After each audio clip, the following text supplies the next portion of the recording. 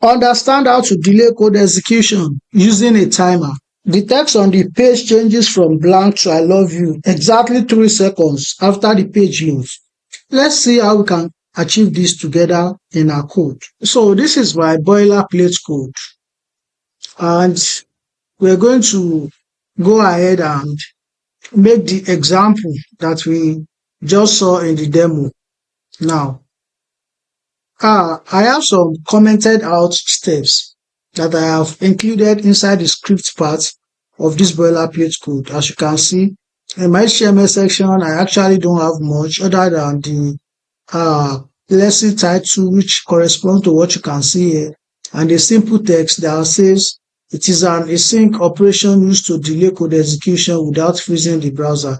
That's the purpose of what asynchronous means in JavaScript. And so, aside from that, I don't have any other thing that we will be needing inside my HTML section. So let's move to the script tag and see what we need to do in order to be able to achieve the sample demo. So we have 4 steps here. The first step says define the action. The second step says set the timer. The third step says set the waiting period.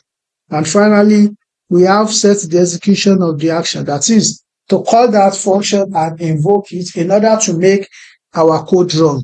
So let's start with the step 1, which is to define the action. So in defining the action, we are going to make a call to the function. So we are not first going to start by defining the function. We are instead going to first make a call to the function, and after that, we now define the function. And what are we actually trying to make a call to here? Well, you want to use a method called SetTimeout. So let me call the method SetTimeout. And usually, you know that when you have a method, it always has this opening and closing bracket.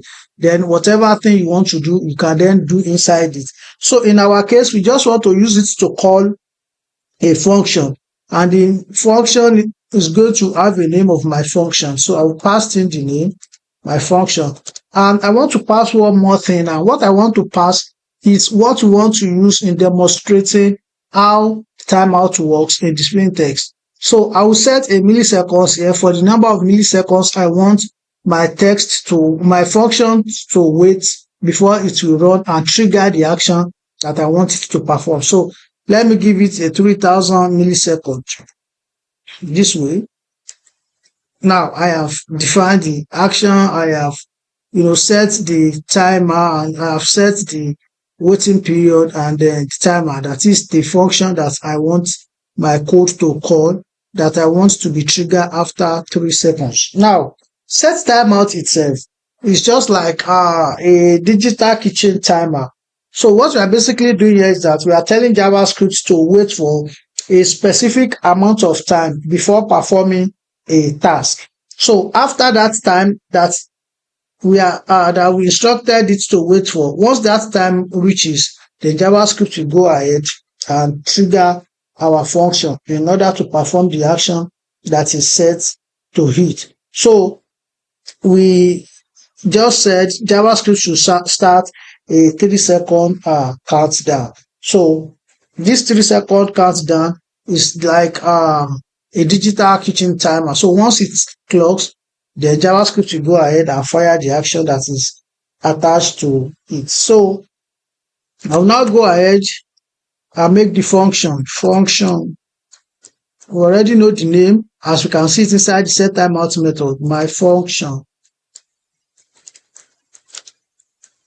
And inside it, I just want to output the text, get element by ID, that says I love you .inner HTML. So what I'm basically doing here is I am using the get element by ID method that you have here in order to get the ID of where I want to manipulate, which is what we have here. You can see this code output, which corresponds to this as an ID of demo. And then here is a method, an inner HTML method, in order to pass in elements, or to pass in string, or whatever it is that I want to update that section with. So I'll go ahead In my case, I want to update it with a simple string. I love you. And now, if you look at the screen, wait for 3 seconds and see what happened. You can see. To let you know that this is actually 3 seconds, let me refresh and count along as I'm counting it. 1, 2, 3. You can see I love you. So now, after the 3 seconds, you can see that this text is now displayed on the screen. So what we are basically doing is that when the page loads, then this timer will start counting 3, 2, 1.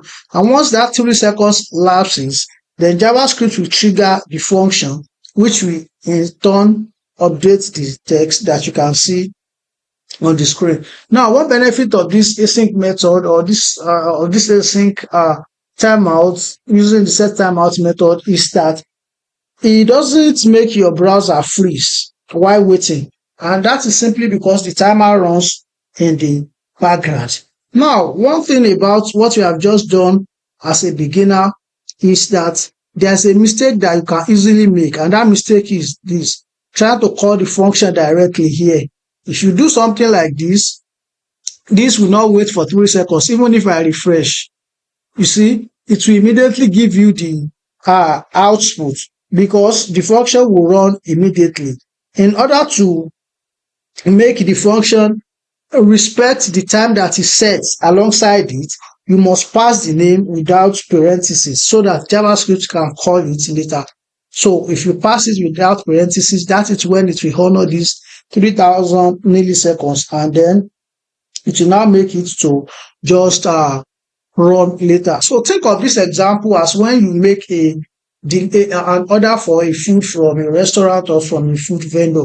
In between the time you placed an order and the time when the food is going to be delivered to you, you still have your life in your hands to do other things. Probably you want to wash, you want to cook, or do anything in between. Your whole life doesn't have to pause until the delivery man brings or deliver your order. So the same thing is how the SetTimeout method works. So while the JavaScript is counting the timer underground, if you have any other code on your page or in your application, it can continue to run without affecting the operation of the second one. Now, looking at this 3000, it represents 3 seconds. If we change this to 5000, it will simply just wait as well for 5 seconds before it will display what you can see on the screen. So using SetTimeout is your first step into asynchronous programming, which is the act of managing tasks that don't happen